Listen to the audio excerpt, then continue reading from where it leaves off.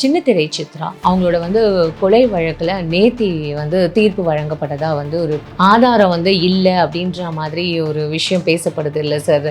So இதை எப்படி sir அது? இல்லை, நீதிமன்ற தீர்ப்புமா அது நம்ம விமர்சிக்க முடியாது. எனக்கு தெரிஞ்சிருக்கு இந்த காதலுக்காக நிறைய சாகிறது இந்த பெண்கள் நான் பார்க்குறது பெரும்பாலும் ஃபைனான்ஸ் பிரச்சனைக்காக சாகிற மாதிரி தெரியல. எல்லாமே இந்த காதல், ஒன் சைடு காதல், அந்த மாதிரி காதல் பிரச்சனை தான். இந்த பெண் கூட கிட்டத்தட்ட சித்ராவும் அப்படி தான் நினைக்கிறேன். உங்களுக்கு கல்யாணம் ஆயிடுச்சு சார். அதுதான் அதெல்லாம் சில பேர் நான் சினிமாவுக்காக மறைச்சு வைக்கிறது, இப்படியான சில விஷயங்கள் தெரியாது. அதுதான் நான் சொல்கிறேன். நிறைய இந்த மாதிரி சினிமாவும் கற்றுக் கொடுக்குது இல்லை, அலைபாய் ஸ்டைலில் இருக்கிறவங்களாம் நிறைய பேர் இருக்கிறாங்கல்ல. முன்னாடி பல உதாரணங்கள் நமக்கு இருக்குது. அது நீங்கள் ஷோபாவை மரணத்தில் நீங்கள் பார்த்தீங்கன்னா அற்புதமான நடிகை. பல தேசிய விருதுலாம் பார்த்தீங்கன்னா பல தேசிய விருது வாங்கியிருக்காங்க. முதல் படம் பசியிலேயே பார்த்தீங்கன்னா பல அவார்டு வாங்குவாங்க. அப்படியான சூழ்நிலை இந்த முள்ளு மலரும் படத்தில் அந்த ஒரு பாட்டே போதும். அழகு மிகுந்த ராஜகுமாரி மேகமாக போகிறாள். விஜயகாந்தே சொன்னார், பொண்ணு ரொம்ப நல்ல பொண்ணு, எப்படி இந்த மாதிரி அப்படியே சொன்னார். விஜயகாந்த் சொன்னார், இப்போ நடிகர் சங்க தலைவராக இருக்கிறார் நினைக்கிறாரு, இந்த பொண்ணு எப்படி இந்த மாதிரி ஒரு முடிவு எடுத்ததுன்னு தெரியலன்னு சொன்னார். மோனல் அப்புறம் பார்த்தீங்கன்னா லவ் பண்ணான்னு சொல்லி ஒரு பேச்சு இருந்துச்சுல, குணால், இவங்களுக்கு இது மாதிரி இன்னும் பல பேர் இருக்கலாம். இன்னும் நிறைய நடிகைகள் இருக்காங்க, தற்கொலை பண்ண சின்னத்திரை நடிகைகள் இன்னும் நிறைய பேர் இருக்கிறாங்க.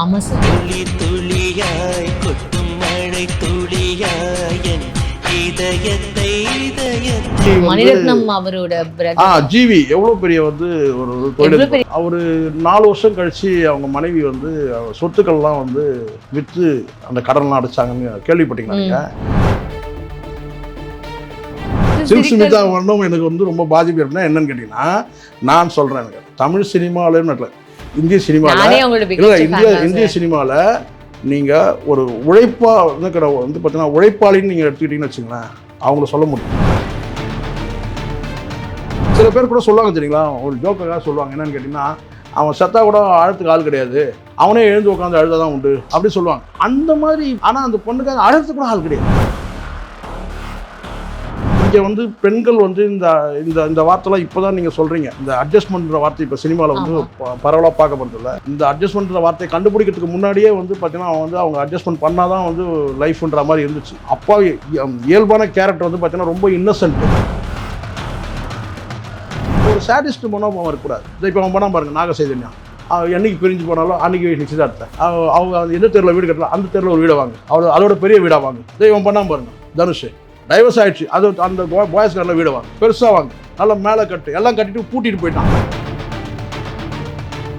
கல்யாணம் பண்ணிட்டான், ஆனால் பொண்டாட்டி இல்லை. அவன் கல்யாணமே பண்ணிக்கல, பொண்டாட்டி இல்லை.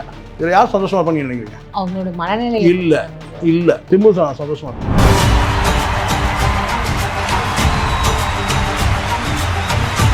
நான் இந்த சினிமாக்காரங்க மொத்த பேரும் கேட்குறேன், எவனாவது மீசை வச்சு ஆம்பளைங்க எவனா இருந்தான்னா சொல்லுங்க. டைவர்ஸ் பண்ணி 2 பக்கம் போயிருங்கல்ல, அந்த பிள்ளைங்களோட நிலைமை என்ன?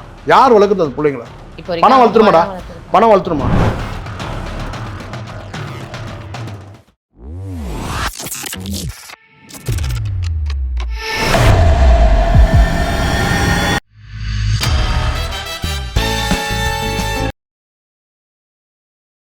பிபிடி சினிமா நேயர்கள் அனைவருக்கும் வணக்கம். இன்னைக்கு நம்மளோட மூத்த பத்திரிகையாளர் ஷேகுவாரா ஜெய்சங்கர் தான் இருக்காரு. அவர்கிட்ட நிறைய விஷயங்கள் கேட்டு தெரிஞ்சுக்கலாம். நிகழ்ச்சிக்கு போகலாம் சார். நிறைய விஷயங்கள், நிறைய ஊர்வம்புகள். ஓகே சார், வணக்கம் சார். சின்னத்திரை சித்ரா அவங்களோட கொலை வழக்குல நேத்தி தீர்ப்பு வழங்கப்பட்டதா ஒரு பேச்சு இருந்தது. இன்னைக்கு வரைக்குமே எவ்வளவோ சின்னத்திரை நடிகைகள் இருந்தாலும் ஆனால் அவங்க வித்தின் எவ்வளவோ ஹார்ட் ஒர்க் பண்ணி அவங்க அந்த நிலைமைக்கு வந்திருக்காங்க சார். அவங்களுக்கு எவ்வளோ ஒரு பேர் இருந்தது, மக்கள் நடுவில் எவ்வளோ அவங்க பிரபலமாக இருந்தாங்க. ஆனால் திடீர்னு அவங்களுக்கு அந்த மாதிரியான ஒரு ஆனது அதிர்ச்சி, ஷாக்கு. அதுக்கு கொலை யார் பண்ணாங்கன்னு கண்டுபிடிக்காமையே போயிடுவாங்களா அப்படின்ற மாதிரியான மக்கள்கிட்டேருந்து. ஏன்னா எவ்வளோ பேரை நாங்களே பார்த்து பேட்டி எடுத்துருக்கோம் சார். அவங்கள எங்கள் வீட்டு பொண்ணுமா சித்ரா, எங்கள் வீட்டு பொண்ணுன்னு சொல்லிக்கிறத நாங்கள் லைவாக கேட்டிருக்கோம் சார். அப்படி இருக்கும்போது இப்போ ஆதாரம் இல்லை அப்படின்ற மாதிரி ஒரு விஷயம் பேசப்படுது இல்லை சார். ஸோ இதை எப்படி சார் அது? இல்லை, நீதிமன்ற தீர்ப்புமா அது நம்ம விமர்சிக்க முடியாது, நம்ம கண்டிப்பாக சொல்ல முடியாது சார். ஆனால் நீதிமன்ற தீர்ப்பு எதன் அடிப்படையில் வழங்கப்படுது? இவங்க நிரபராதி அப்படின்னு தீர்ப்பு வழங்கப்படாது எப்பவுமே. இவங்க மேலே வந்து சொல்லப்பட்ட அந்த குற்றச்சாட்டுக்கு வந்து ஆதாரம் இல்லை, ஆமா. சாட்சியம் இல்லை. அப்படி தான் முடியும். இங்கே நீங்கள் சின்ன திரையாக இருக்கட்டும், பெரிய திரையாக இருக்கட்டும், நீங்கள் சில்க் சுமிதாவே வந்து பார்த்தீங்கன்னா வந்து உங்களுக்கு தெரியும், அவங்களும் சூசைடுன்னு சொல்லி தான் முடிஞ்சுது. சூசைட் பண்ணது நீங்கள் பார்த்தீங்க? யாரும் பார்க்கவே இல்லை. அதே மாதிரி ஷோபா, ஆமாம் சார், இவங்கெல்லாம் வந்து பெரிய ஸ்டாருங்க. அதாவது ஒட்டுமொத்தமாக தமிழ்நாட்டையே உழுக்கின மரணங்கள் சொன்னால் இந்த விஜய் 2 அவங்க சார். விஜய். இது மாதிரி வந்து அவரே விஜயகாந்த் ஆமாம், விஜயகாந்தே சொன்னார். என்னென்ன விஜய் இறந்த போதுக்குன்னா, அந்த பொண்ணு ரொம்ப நல்ல பொண்ணு, எப்படி இந்த மாதிரி அப்படியே சொன்னார். விஜயகாந்த் சொன்னார். இப்போ நடிகர் சங்க தலைவராக இருக்கலாம்னு நினைக்கிறவர். அப்போ அவர் சொன்னார், இந்த பொண்ணு எப்படி இந்த மாதிரி ஒரு முடிவு எடுத்ததுன்னு தெரியலன்னு சொல்லிட்டு. ஏன்னா இங்கே வந்து சில்க் சுமிதாவாக இருக்கட்டும், அது வந்து இவங்கெல்லாம் மோனல், அப்புறம் வந்து பார்த்தீங்கன்னா லவ் பண்ணான்னு சொல்லி ஒரு பேச்சு இருந்துச்சுல, குணால்னு, இவங்களுக்கு இது மாதிரி இன்னும் பல பேர் இருக்கலாம். இன்னும் நிறைய நடிகைகள் இருக்காங்க. தற்கொலை பண்ண சின்ன திரை நடிகைகள் இன்னும் நிறைய பேர் இருக்கிறாங்க. அது விசித்திரமாக ஒரு தம்பி ஒருத்தர் இறந்தார். அவர் அது சொல்கிறது கூட கஷ்டமாக இருக்குது. என்னன்னு கேட்டால், ரொம்ப கொடூரமாக இப்படி கூட ஒரு தற்கொலையை சிந்திக்க முடியுமான்னு தெரில. உடஞ்ச பாட்டிலெலாம் வந்து பார்த்தீங்கன்னா ஏதோ வந்து பவுடர் ஆக்கிட்டு, அது கேள்விப்பட்டீங்களா? உடஞ்ச பாட்டில் பீஸ் எல்லாம் வந்து பார்த்தீங்கன்னா வந்து மிக்சியில் போட்டு அரைச்சிட்டு அதை வந்து குடிச்சிட்டு வந்து இவ்வளோ கொடூரமான ஒரு தற்கொலைலாம் பண்ணிக்க முடியுமா? ஒரு பத்திரிகையில் படிச்சு ஞாபகம் இருக்கு. இப்படி கூட ஒருத்தர் நான் தற்கொலை பண்ணிக்க முடியுமா? எவ்வளோ கொடூரமான. லொல்லு சபால ரொம்ப ஃபேமஸாக இருந்தாங்க சார் அந்த மேம். அவங்க கூட வந்து ஆமாம் நிறைய இல்லை அந்த அவங்களும் சரி, இன்னும் நிறைய நடிகைகள் இருக்காங்க. தற்கொலைகள் வந்து என்னன்னா என்ன இப்போ ஒரு விஷயம் சொல்லுவாங்க, தற்கொலை பண்ணிக்கிறது கோழத்தனம் சொல்லுவாங்க. ஆனால் அதுதான் சார் தைரியம் வேணும். அது கோழைத்தனம் முட்டாள்தனம்ன்றதெல்லாம் சொல்ல விட கேட்டால் அதுக்கு கூட ஒரு தைரியம் வேணும் தான். இப்போ நான்லாம் என்னெல்லாம் எடுத்துன்னு வச்சிங்களேன், நான் 100 தடவை செத்துடணும் இல்லை, தற்கொலை பண்ணி செத்துனா 100 தடவை செத்துடணும். நான் சொல்கிறேன், அதுதான் சொல்லுவான்னு கேட்டேன்னா, நீ வந்து தற்கொலை பண்ணி உன்னால் வேணா யாராவது செத்தாலும் சாவாங்களே தவிர நீ மட்டும் சொல்லுவாங்க. ஏன்னா எதுக்குன்னா நமக்கு வந்து ஒரு உறுதியான உள்ளம், யாரையும் கெடுக்கக்கூடாதுன்ற எண்ணம் நமக்கு இருக்குது. அது ஒரு வகையில் இருக்குது. யாராலும் நம்ம பாதிக்கப்படக்கூடாது. ஆனால் பாதிப்பு தருவி இப்போ யாரையும் நம்ம கெடுக்காமல் வந்துடலாமா? ஆனால் நம்ம வந்து பாதிக்கப்படாமல் வாழ்றது ரொம்ப ரொம்ப கஷ்டம் தான் சார். புரியுங்களா? அதுதான் முதல்ல சொல்லுவாங்க. எல்லாரும் சொல்லுவாங்க கேட்டா, நீங்கள் எவ்வளோதான் நம்ம ஸ்ட்ராங்காக மனசை வச்சுக்கிட்டால் கூட ஒரு இடத்துல எங்கேயோ ஒரு இடத்துல உடஞ்சி போயிடுவாங்க சார். நிறைய சொன்னேன் நான், ரொம்ப ஸ்ட்ராங்காக இருந்தவங்களாம் நான் கேட்டேன்னா ஒரு சின்ன இடத்துல வந்து உடஞ்சி போய் மனசு உடஞ்சி இயற்கையான ஒரு விஷயம். பெரிய பெரிய நான் தான் ஒரு டாக்டரோட மரணம் கூட இருக்குன்னு நினைக்கிறேன். டாக்டர் இவர் கேன்சர், இவர் ஹார்ட் டாக்டர் ஒருத்தர் இறந்தார்ல, செரியன் சொல்லி ஒரு டாக்டர் ஒருத்தர் இருந்தார். 2 செரியன் இருக்கிறாங்க. அதில் ஒரு செரியன் வந்து அவரு கூட பார்த்தீங்கன்னா மாடியில் வந்து ஹார்ட் டாக்டர், ஃபேமஸான டாக்டர், அவர் மாடியில் வந்து தற்கொலை பண்ணிட்டாருன்னு சொல்லி ஒரு இதுவாச்சு. ஸோ இந்த மாதிரி ஜிவி எவ்வளோ பெரிய வந்து ஒரு தொழில், அவர் இறந்த போது அவருக்கு வந்து கடன் பிரச்சனைலாம் இறந்துட்டாரு ஜிவி. அவர் 4 வருஷம் கழிச்சு அவங்க மனைவி வந்து சொத்துக்கள்லாம் வந்து விற்று அந்த கடன்லாம் அடைச்சாங்கன்னு கேள்விப்பட்டீங்களா? அவருக்கு இந்த சினிமாவில் இருந்த கடனுக்காக தான் அவர் இறந்துட்டார். ஆனால் அவருக்கு அப்புறம் அவர் இறந்த பிறகு ஒரு 4-5 வருஷம் கழிச்சு அவருடைய வாங்கி வச்ச பல சொத்துக்கள் பல மடங்கு ஆயிடுச்சு. அதை விற்று அவர் வந்து அவங்க கடன் கொடுத்தாங்க. அப்போ ஏன் அதை செய்யலை அவருன்னு கேட்டிங்கன்னா, சமூகத்தில் ஒரு போலித்தனமான ஒரு வாழ்க்கை, ஒரு கௌரவமான வாழ்க்கை வாழ்ந்துட்டாங்க. இது அதை தாண்டி அவர் இறப்புக்கு இன்னும் கூட சில காரணம் இருக்கலாம். அவர் வந்து பார்த்தீங்கன்னா வந்து மைக்கேல் ஜாக்சனை கொண்டு வந்து இங்கே டான்ஸ் ஆட வைக்கணும்னு சொல்லிட்டு சில முயற்சிகள் எடுத்தார். யார்? ஜிவி. மைக்கேல் ஜாக்சனை கொண்டு வந்து இங்கே வந்து இங்கே மெட்ராஸில் ஆட வைக்கணும். அதே சமயம் கூட வந்து பிரபுதேவை சேர்த்து ஆட வைக்கணுன்ற பிளான்லாம் பண்ணாங்க. அவன் திடீர்னு அங்கே வந்து அவனே ஒரு ஏழ்ரை தானே, கிறுக்கன் தானே மைக்கேல் ஜாக்சனே, சொல்லுங்களேன். அவன் வந்து கேன்சல், ஏதோ ப்ரோக்ராம் ஏதோ கேன்சல், அதில் கொஞ்சம் கடன் ஆகிட்டு அதில் தான் ஜிவி வந்து ரொம்ப பாதிக்கப்பட்டார். ரொம்ப நல்ல மனுஷன். பிரபுதேவா அவர்கள் கூட மைக்கேல் ஜாக்சன் அவர்கிட்ட இது அப்பாயின்மெண்ட் கேட்டு அதெல்லாம் நடந்ததுமா. அந்த மாதிரி ஒரு சூழ்நிலை தான் இவருக்கு கடன் பிரச்சனை, யாருக்குமே தெரியாது உள்ளுக்குள்ளே இவ்வளோ கடன் பிரச்சனை இருந்தது சொல்லிட்டு. அப்படியே சில பேர் அது மாதிரி பல பேர் இது வந்து ஃபினான்ஸ் சம்மந்தமாகவும் சரி, இல்லை காதல் சம்மந்தமாகவும் சரி, எனக்கு தெரிஞ்ச வரைக்கும் இந்த காதல் காலம் நிறைய சாகிறது இந்த பெண்கள் நான் பார்க்குறது பெரும்பாலும் ஃபைனான்ஸ் பிரச்சனைக்காக சாகிற மாதிரி தெரியல. எல்லாமே இந்த காதல், ஒன் சைடு காதல், அந்த மாதிரி காதல் பிரச்சனை தான். இந்த பெண் கூட கிட்டத்தட்ட சித்ராவும் அப்படி தான் நினைக்கிறேன். ஏதோ காதல் விவகாரம், அவங்களுடைய கணவர்னு சொல்கிறாங்க, காதலர் சொன்னாங்க. இல்லை சார், அவங்களுக்கு கல்யாணம் ஆயிடுச்சு சார். அதுதான் அதெல்லாம் வந்து சில பேர் வந்து சினிமாவுக்காக மறைச்சி வைக்கிறது, இப்படியான சில விஷயங்கள் தெரியாது. அதுதான் நான் சொல்கிறேன். நிறைய இது மாதிரி வந்து சினிமாவும் கற்றுக் கொடுக்குது இல்லை, அலைபாய் ஸ்டைலில் இருக்கிறவங்களாம் நிறைய பேர் இருக்கிறாங்கல்ல. நமக்கெல்லாம் தெரியாமல் போச்சு. நம்ம காதல் பண்ணும்போது அந்த காலத்தில் இந்த மாதிரி அலைபாயுத ஸ்டைலில் பணம் தெரிஞ்சால் பேசாமல் அப்படி கூட பண்ணியிருக்கலாம் போல. நமக்கு அந்த மாதிரி தோணல இருக்கு. இந்த இப்போ தான் அந்த ஸ்டைல் வந்துச்சு, அலைபாயுத ஸ்டைல் வந்து சொல்கிறேன் நான். இல்லை எதுக்கு சொல்கிறேன்னா, காதல் தன்மை வந்து இப்போ இருக்க பொதுவில் நான் சொல்கிறேன், எல்லா இளைஞர்களும் நான் சொல்கிறேன். ஒரு வேளை காதலில் வந்து ஒருத்தர் விட்டுட்டு போகிறாங்கன்னு வச்சுக்கோங்களேன், விட்டுட்டு போகிறாங்கன்னா நீங்கள் வந்து செத்து போகிறேன்னு சொல்கிறது வந்து மிகப்பெரிய முட்டாள்தனம். நீங்கள் என்ன செய்யணும்னா, நல்லா வாழ்ந்து காட்டி அவங்க முன்னாடி வந்து நீங்கள் வந்து பார்த்தீங்கன்னா வந்து அவங்க ஐயோ இவங்களை வந்து இவனை நம்ம மிஸ் பண்ணிட்டோமேன்னு நினைக்கணும், ஃபீல் பண்ண வைக்கணும். இவனை மிஸ் பண்ணிட்டோமே, இவனை வந்து நம்ம பண்ணிட்டு இருந்தால் நம்ம வாழ்க்கை இன்னும் நல்லா இருந்திருக்குமே அப்படின்னு ஒரு நினைப்பு வர வைக்கணும். அப்படி நீங்கள் என்ன செய்யணும்னு கேட்டால், உடனே இங்கே நிறைய பேர் என்ன பண்ணிடுறாங்க தெரியுமா உங்களுக்கு, லவ் பண்ணிட்டு விட்டுட்டு போயிட்டா அவளோட ஒரு நல்ல அழகியை பார்த்து கல்யாணம் பண்ணி அவள் எதுக்கு நடந்துட்டு இருக்கான். இப்போவா சார்? நிறைய நடக்குது அது மாதிரி. ஓகே, என்னை விட்டு நீ போயிட்டல, இந்த பார் நான் பார் சொல்லிட்டு மிகப்பெரிய அழகியை கல்யாணம் பண்ணி அவள் முன்னாடி ஒரு 10 தடவை பைக்கில் போயின்னு வந்துன்னு இருக்கான். அது கிடையாது. நீ கல்யாணம் பண்ணிக்காமல் போகிற, அவள் முன்னாடி நீ முன்னேறி நல்லா நான் வாழ்ந்து பெரிய ஒரு என்ன சொன்ன ஒரு ஆளுமையாகி அவள் ஃபீல் பண்ண வைக்கணும், நம்ம விட்டுட்டு போயிட்டுமே அப்படின்னு. அதை விட்டுட்டு போய் சூசைட் பண்ணிக்கிறது முட்டாள்தனம். இந்த பெண் பொறுத்த வரைக்கும் வந்து அது சூசைடான்றதே வந்து ஒரு மர்மமாக இருந்து இப்போ நீதிமன்றம்னா சாட்சி இல்லை ஆதாரம் இல்லைன்னு சொல்லிட்டாங்க. இது நம்ம வந்து நடக்காத ஒரு விஷயத்த நடந்ததாக நாம் கற்பனை பண்ண முடியாதுமா. இதுக்கு முன்னாடி பல உதாரணங்கள் நமக்கு இருக்குது. அது நீங்கள் சோபாவை வந்து மரணத்தில் நீங்கள் பார்த்தீங்கன்னா அற்புதமான நடிகை, பல ஆஸ்கார் பல தேசிய விருதெல்லாம் வந்து பார்த்தீங்கன்னா பல தேசிய விருது வாங்கியிருக்காங்க. முதல் படம் பசியிலேயே வந்து பார்த்தீங்கன்னா பல அவார்டு வாங்கினவங்க, பெரிய நடிகையாக இருக்கணும் அவங்க. அப்போவே ஆயிட்டாங்க, கிட்டத்தட்ட எல்லா படமும் ஹிட்டு. சரிங்களா? அப்படியான சூழ்நிலை இந்த முள்ளும் மலரும் படத்தில் அந்த ஒரு பாட்டே போதும்.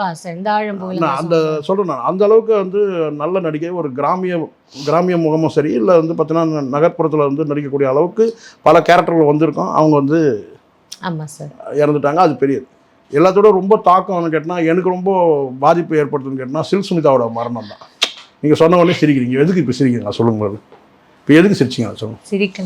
சில்க் சுமிதா மரணம் எனக்கு வந்து ரொம்ப பாதிப்பு ஏற்படுனா என்னன்னு கேட்டிங்கன்னா, நான் சொல்கிறேன், தமிழ் சினிமாவில் இந்திய சினிமாவில் இல்லை, இந்திய சினிமாவில் நீங்கள் ஒரு வந்து பார்த்தீங்கன்னா உழைப்பாளின்னு நீங்கள் எடுத்துக்கிட்டீங்கன்னு வச்சுங்களேன், அவங்கள சொல்ல முடியும்.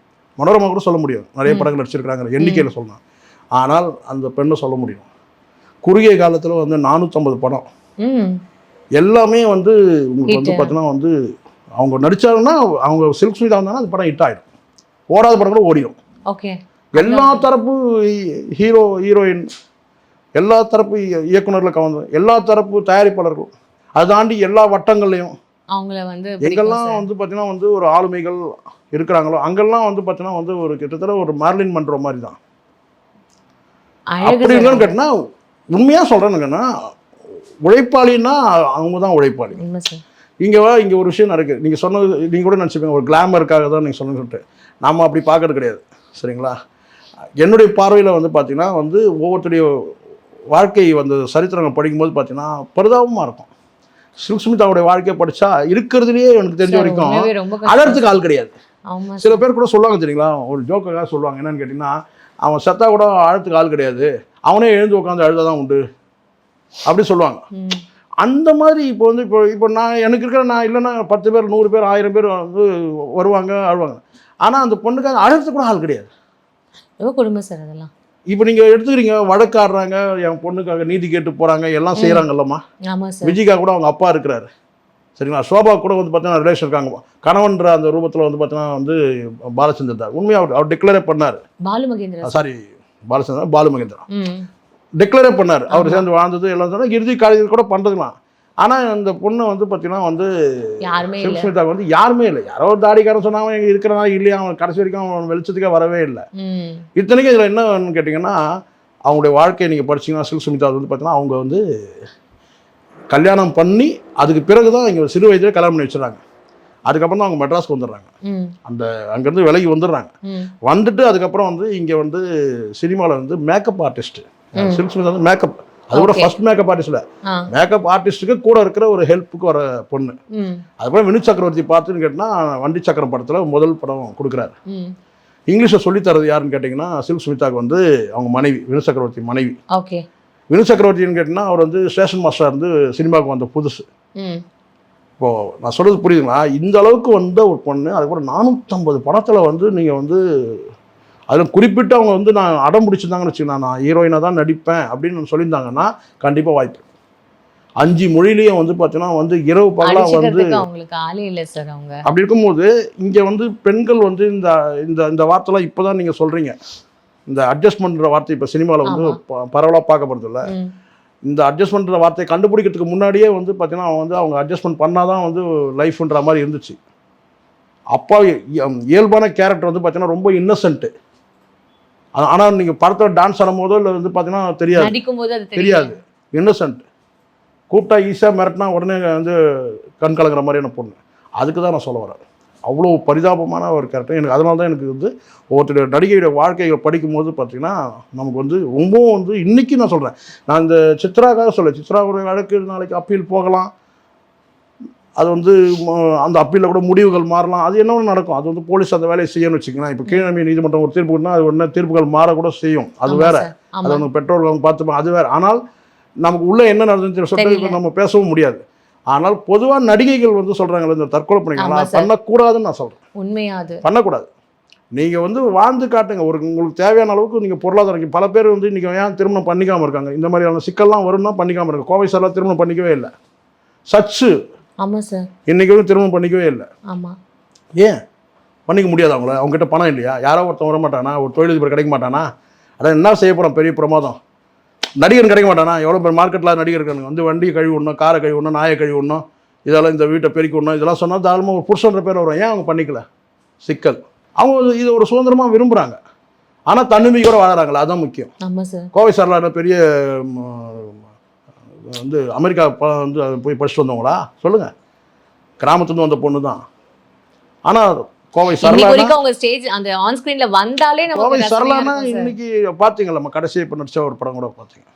கோவை சரளானா வந்து உண்மையா சார் அவங்க ஒரு பிராண்ட் கிரியேட் பண்ணிட்டாங்க. அதுதான் சார். இன்னைக்கு சச்சுன்னு சொன்னா உங்களுக்கு தெரியுது இல்லை? ஆமாம் சார். ஒரு 10 படம் ஒரு 100 படம் ஒரு அவங்க வந்து அன்னைக்கு ஆனந்தனோட பாடின அந்த பாட்டு, ஹீரோயினா தானே சார் இன்ட்ரோடியூஸ். முதல் படம் சொல்றேன், ஆனந்தனோட பாடின அந்த பாட்டு இருக்குல்ல, நீங்க காதலிக்க நேரமில்லை கோட் பண்ணீங்களே, அதே காதலிக்க நேரமில்லைல அவங்க. அதனால நான் சொல்றேன், அவங்க எல்லாம் வந்து இன்னைக்கு திருமணம் பண்ணிக்காம இருக்காங்கல்ல. நான் சொன்ன உங்களுக்கு தற்கொலைன்ற முடிவுக்கு நீங்க ஏன் போறீங்கன்னா காதல் வாய்ப்படுறீங்க. அந்த காதல் வந்து நிலைக்கிறது இல்லை, ஜெயிக்கிறது இல்லை. ஜெயிக்கணும்னா நீங்கள் தற்கொலை முடியாது. அது யாருன்னா இருக்கட்டும், நடிகைனா இருக்கட்டும், அது நடிகனா இருக்கட்டும், அல்லது இந்த துறையிலே இல்லாதவங்க கூட இருக்கட்டும், கடந்து போனால் விட்டுணும். விட்டுட்டு உங்களுக்கு இங்கே தனி எல்லாருக்கான ஒரு வாழ்க்கை இருக்குமா? எல்லாருக்கான வாழ்க்கை இருக்கு. ஆனால் ஒரு சேடிஸ்ட் மனோபாவம் இருக்கக்கூடாது. இப்போ அவன் பண்ணால் பாருங்க, நாக சைதன்யா என்னைக்கு பிரிஞ்சு போனாலும் அன்னைக்கு நிச்சயதார்த்த அவங்க எந்த தெருவில் வீடு கட்டலாம், அந்த தெருவில் ஒரு வீடை வாங்க, அதோட பெரிய வீடாக வாங்க. தெய்வம் பண்ணாமல் பாருங்க, தனுஷ் டைவர்ஸ் ஆகிடுச்சு, அது அந்த பாய்ஸ் காரில் வீடை வாங்க, பெருசாக வாங்க, நல்லா மேலே கட்டு, எல்லாம் கட்டிட்டு பூட்டிட்டு போயிட்டான். வீடு மனைவி மக்கள் 3 இருந்தால் தான் மகிழ்ச்சி. இதில் ஒன்று மிஸ் ஆனாலும் காலி. உண்மை சார். முதல்ல வாழ்க்கை எது தேவைன்னு தெரிஞ்சுங்கடான்ற நான் நடிகர்களும் சொல்கிறேன், நடிகைகளும் சொல்கிறேன். அதுதானே சொன்னேன், முதல்ல வாழ்க்கைக்கு எது தேவைன்னு முதல்ல தெரிஞ்சுங்க. வீடு மனைவி மக்கள் இது 3ல் 1 குறைஞ்சாலும் மகிழ்ச்சி வந்து குறையும். நான் வீடை கட்டிட்டேன், பெருசாக வீடை கட்டி என்ன பண்ணுறது? பரலு அது வீட்டுக்குள்ளே போயிட்டு சைக்கிள் ஓட்டு வீட்டு உள்ள உன் பிள்ளைகளும் கிடையாது, பொண்டாட்டியும் கிடையாது. நான் குறையா சொல்லமா, எது தேவை வாழ்க்கைக்கு? கண்டிப்பாக சார், அந்த புரிதல் இல்லை. நீங்கள் கல்யாணம் பண்ணிட்டு மனைவி இல்லைன்னா அது வேற. இப்போ நீங்கள் வந்து நீங்கள் ஒரு விஷயம் எடுத்துங்க. இப்போ நீங்கள் உதாரணத்துக்கு இப்படி சொன்னால் நீங்கள் தப்பாக எடுத்துக்கூடாது. இப்போ இவனை எடுத்துங்க, தனுஷ் எடுத்துங்க. கல்யாணம் பண்ணியாச்சு, மனைவி இல்லை. ஒருத்தர் கல்யாணமே பண்ணிக்கல, யார்? தனுஷ். இதில் யார் வந்து இப்போ ரொம்ப சந்தோஷமாக இருப்பான்னு நினைக்கிறீங்க? தனுஷ் சிம்பு சொல்கிறீங்க. ஆமாம், யார் இதில் சந்தோஷமாக இருப்பான்னு நினைக்கிறீங்க? அவன் கல்யாணம் பண்ணிட்டான், ஆனால் பொண்டாட்டி இல்லை. அவன் கல்யாணமே பண்ணிக்கல, பொண்டாட்டி இல்லை. இதில் யார் சந்தோஷமாக இருப்பான்னு நினைக்கிறீங்க? அவங்களோட மனநிலை இல்லை இல்லை இல்லை. தனுஷ் சந்தோஷமாக இருக்கும், சாரி சிம்பு சந்தோஷமாக இருப்பான். ஏன்னா பண்ணிக்கல. பண்ணிக்கிட்டு உன்னை வந்து பார்த்தீங்கன்னா நீங்கள் வாழணும். இங்கே நீங்கள் அட்ஜஸ்ட்மெண்ட்ன்ற வார்த்தையை விட அட்ஜஸ்ட்ன்ற வார்த்தை தான் ரொம்ப ரொம்ப முக்கியம். அட்ஜஸ்ட் பண்ணி தான் வாழணும். அட்ஜஸ்ட்மெண்ட் பண்ணி வாழக்கூடியவங்க இருக்கிறாங்க. ஆனால் கல்யாணம் பண்ணிட்ட பிறகு நீங்கள் அட்ஜஸ்ட் பண்ணி தான் வாழணும். 2 தரப்புலையும் நீங்கள் தெரிஞ்சு தானே பண்ணிக்கிறீங்க, சார். இவனுடைய நடவடிக்கை என்ன, இவன் எப்படி இருப்பான், எல்லாம் தெரிஞ்சு தானே பண்ணிக்கிறீங்க. அதுக்கப்புறம் நீங்கள் கேட்டால் உங்களுக்கு நீங்கள் குற்றம் குறைப்பை நீங்கள் அன்பால் மாற்றணும். அவ்வளோதான். மாற்ற முடியலன்னா நீங்கள் இருக்கிற பிள்ளைங்களுக்காக வாழ்ந்துட்டு போகணும். நீங்கள் 2 பக்கம் பிரிஞ்சிடுறீங்க. நீங்கள் டைவர்ஸு நீ டைவர்ஸ், பிள்ளைங்களோட எதிர்காலம் தான். இதை எவனுமே பேச மாட்டோம். சினிமாவில் இருக்கிறவன் யாரும் பேச மாட்டோம். நான் தான் பேசிட்டு இருக்கேன். நான் சினிமாவில் இல்லை, நான் பேசுகிறேன். 2 பேரும் டைவர்ஸ் பண்ணிட்டு போகிறீங்கல்ல, அந்த பிள்ளைங்களோட எதிர்காலம் தான். யாரா வளர்க்குறது அந்த பிள்ளைய? பொதுவில் கேட்குறோம். இப்போ ஏதோ பேச வந்து ஏதோ இழுத்து விட்டீங்க ஊர் வம்பலன்னு வச்சுங்களேன். இப்போ நம்ம சித்ராவுடைய தற்கொலை ஆரம்பித்து எங்கேயோ வந்து நின்றுட்டோம். நான் இந்த சினிமாக்காரனை மொத்த பேரும் கேட்குறேன், எவனாவது மீசை வச்சு ஆம்பளைங்க எவனா இருந்தானா ஒன்று சொல்லுங்கள். டைவர்ஸ் பண்ணி 2 பக்கம் போயிடுறீங்கல்ல, அந்த பிள்ளைங்களோட நிலைமை என்ன? யார் வளர்க்குறது அந்த பிள்ளைங்களை? பணம் வளர்த்துருமாடா, பணம் வளர்த்துருமா? பணம் வந்து வளர்த்துருமா அந்த பிள்ளைகளை? ஒரு தாயும் தகப்பனும் வளர்க்கணும். பணம் வளர்த்துருமான்னு கேட்குறேன் நான். நீங்கள் ஊட்டி கான்வென்ட்டில் படிக்க வச்சுட்டா பணம் வந்து வளர்த்துருமா? இந்த அறிவியா இல்லைன்னு கேட்குறேன் நான். அப்போ குற்றம் குறை இறப்பின்னு கேட்டால் நீங்கள் வாழ்ந்து தான் தீரணும், பிள்ளைங்களுக்காக வாழ்ந்து தீரணும். இந்த நீதிமன்றம் கூட சில நேரங்களில் அதை வந்து கணக்கில் எடுக்க மாட்டேங்குது. 2 பேரும் இப்படி பிரிஞ்சு போயிருங்களா, அந்த பிள்ளைங்களை யார் வளர்க்குறது? தாத்தா வளர்த்துருவார், ரஜினி வளர்த்துருவாரா? ரஜினி வளர்த்துருவாரா? சொல்லுங்கள். எவ்வளோ நாள் வளர்க்க முடியும்? எவ்வளோ நாள் வளர்க்க முடியும்? அப்பம் கொடுக்க வேண்டியதெல்லாம் வந்து தாத்தா கொடுக்க முடியாது. அப்பம் கொடுக்குறத தாத்தா கொடுக்க முடியாது சார். தாத்தா கொடுக்கவே இல்லைன்னா கூட பார்த்தீங்கன்னா வந்து அப்பாவால் கொடுக்க முடியும். நிறைவு. நான் வந்து பணம் மட்டும் சொல்லவே இல்லை, பணத்தை தாண்டி அன்பு. அப்பம் கொடுக்குற அன்பு வேறு, தாத்தா கொடுக்குற அன்பு வேறு. இந்த புரிதல் கூட இல்லாத சுற்றி நிற்கிறானுங்க. நான் சொல்கிறது அதுதான். குற்றம் குறை இருப்பின் அட்ஜஸ்ட்மெண்ட் பண்ணி வாழறீங்கல்ல, அட்ஜஸ்ட் பண்ணி வாழுங்கன்றேன். அட்ஜஸ்ட் பண்ணி யாருக்காக? பிள்ளைங்களுக்காக, அடுத்த ஜென்ரேஷனுக்காக. இப்போ நீங்கள் இப்படி பண்ணுறீங்கல்ல, நீங்கள் இப்போ அவங்க பிள்ளைங்களோட நிலைமை என்ன ஆகும்? 23 வயசில் மறுமணம் கேட்குறவங்களாம் பேப்பர் எடுத்து பாருங்க. நீங்கள் மறுமணம் கேட்குற ஆணும் இருக்கிறான், பெண்ணும் இருக்கிறான். 23 வயசில் நீங்கள் சொல்லுங்கள், என்ன வாழ்ந்துருப்பான்? வாழ்க்கை எப்போ ஆரம்பிச்சிருப்பான்? முதல்ல 20 வயசில் கல்யாணம் பண்ணியிருப்பானா? 3 வருஷத்தில் இவன் என்னத்தை வாழ்த்து கீழ்ச்சிருப்பான்? மறுமணம் கேட்குறான். நான் கேட்குறேன், உன்னால் இதுலேயே உன்னால் வாழ முடியல, மறுமணத்தை மட்டும் நீ என்ன வாழ்ந்து கீழ்ச்சிருவ? பொறுமை இல்லை, புரிதல் இல்லை, புரியுதுங்களா? இதுதான். இதை சொன்னால் வந்து இவன் சேகரா வந்து நடிகைகளுக்கு எதிராக பேசுகிறான், இவர் வந்து அவனா இவரா, இவர் புதுசாக இவர் வந்துட்டார் அப்படிலாம் சொன்னேன். நான் ப்ராக்டிக்கல் பேசணுமா? நடிகர்கள் மட்டும் அதை கடந்து கூட பேசுகிறேன். நடிகர்கள் மட்டுமே நான் சொல்கிறேன், நடிகர் மட்டுமே சொல்ல. நீங்கள் பாட்டு 2 பக்கம் பிச்சுன்னு போயிடுறீங்கல்ல, நடுவில் இருக்கிற இந்த பிள்ளைகளோட நிலைமை என்ன ஆகுன்னு கேட்குறேன் நான். எல்லாரும் பார்ட்டி பண்ணாயிட முடியுமா? பார்ட்டியோட தயவில் பிள்ளைகளை வளர்த்து ஆளாக்கி கல்யாணம் பண்ணி கொடுத்துட முடியுமா? அந்த பார்ட்டி பண்ண இப்போ புலம்ப ஆரம்பிச்சிட்டாரு வச்சுங்களேன். ஏன்னா காதல். அந்த பார்ட்டி பண்ண இப்போ புலம்ப ஆரம்பிச்சிட்டார். எல்லாம் பண்ணி முடிச்சாச்சு, சரிங்களா? இப்போ வந்து சோஷியல் மீடியாவில் இன்டர்வியூன்ற பேரில் புலம்ப ஆரம்பிக்கிறாரு. இப்போ புரியுதுங்களா? அவசரம் கொஞ்சம் நிதானம் வேணும். எமோஷனலாக ஒரு முடிவு எடுத்திங்கன்னா சொல்கிறேன், கடைசியாக முடிக்கும் போது சொல்கிறோமா, அது கணவன் மனைவியாக இருக்கட்டும், அல்லது வந்து 2 உறவுகள் எந்த உறவாக இருக்கட்டும், அப்பாவும் மகனும் இருக்கட்டும், அல்லது அம்மாவும் மகளும் இருக்கட்டும், அல்ல அப்பாவும் மகனும் அம்மாவும் மகனும் இருக்கட்டும், எந்த உறவாக இருக்கட்டும், நீங்கள் வந்து ஒருத்தரோட ஒருத்தர் பார்த்தீங்கன்னா பிரிஞ்சு போயிடணும் அப்படின்னு நீங்கள் எமோஷனலாக ஒரு முடிவு எடுத்திங்கன்னா அது தப்பாக போயிடும். நிதானமாக முடிவு எடுக்கணும். அந்த முடிவு வந்து தனக்கு மட்டுமே சார்ந்ததாக இருக்கணும், தன்னை சார்ந்தவங்களுக்காக இருக்கணும். நம்ம அப்பா அம்மா விட்டுட்டு இப்போ வெளியே போகிறோம், நம்மளுடைய எதிர்காலம் நான் எப்படி இருக்கும், இன்னும் மற்றவர்கள் இருந்தாங்கன்னா அவங்களுடைய எதிர்காலம் எப்படி இருக்கும், அம்மா இதெல்லாம் இருக்குதுல்ல. நீங்கள் எடுப்பில் கேட்டால் டைவர்ஸ்ன்னு சொல்லிட்டு நீங்கள் பிரிஞ்சு போயிடுங்க. இப்போ நானே கேட்குறேன், நீங்கள் எவ்வளோ சொத்து வச்சுருங்கடா, நீங்கள் எவ்வளோ கோடியாக வச்சுருங்க இது. ஆனால் உங்களுக்கு வந்து பார்த்தீங்கன்னா அந்த சொசைட்டியில் உங்களுக்கு மரியாதை கேட்டால் நீ பொண்டாட்டி, இங்கே நிறைய பேருக்கு தெரியல ஒரு விஷயம் சொல்கிறேன் கேட்டுங்க. என்னென்னா பொண்டாட்டி பிள்ளைங்க கூட வந்து கல்யாணம் பண்ணி தனித்தனியாக போயிடுவாங்க. அவர் பொண்டாட்டியோட வாழ்ந்துட்டு இருப்பார். பொண்டாட்டியோட வந்து அவர் ஒரு விசேஷத்துக்கு போகிறாருன்னு வச்சுங்களேன். தனுஷ் நான் சொல்கிறது லேட்டாக புரிஞ்சுப்பான்னு நினைக்கிறேன். பிள்ளைகள் வந்து கூட வளர்ந்து தனித்தனியாக கூட போயிடுவாங்க. பொண்டாட்டியோட ஒரு விசேஷத்துக்கு போகிறார், திருமணத்துக்கு போகிறார். அங்கே அவர் கொடுக்குற மரியாதை வேறு. பொண்டாட்டி இறந்துடுறாங்க, இவர் மட்டும் தனியாக போகிறாரு வச்சு கல்யாணத்தில், அவருக்கு என்ன மரியாதைன்றது நீங்கள் பாருங்கள். அப்போ தெரியும் பொண்டாட்டியோட மதிப்பு என்னன்னு. அதே தான் நான் இப்படியும் சொல்கிறேன், கணவனோட நீங்கள் போகிற மரியாதை வேறு. கரெக்ட் தான் சார். நீங்கள் தனியாக போனீங்கன்னா அதோட மதிப்பு வேறு. உண்மைதான் சார். இப்போ கம்பீரமாக சீதாவும் பார்த்திபனும் வந்து ஒரு கல்யாணத்துக்கு போகிறாங்கன்னு வச்சுங்களேன்.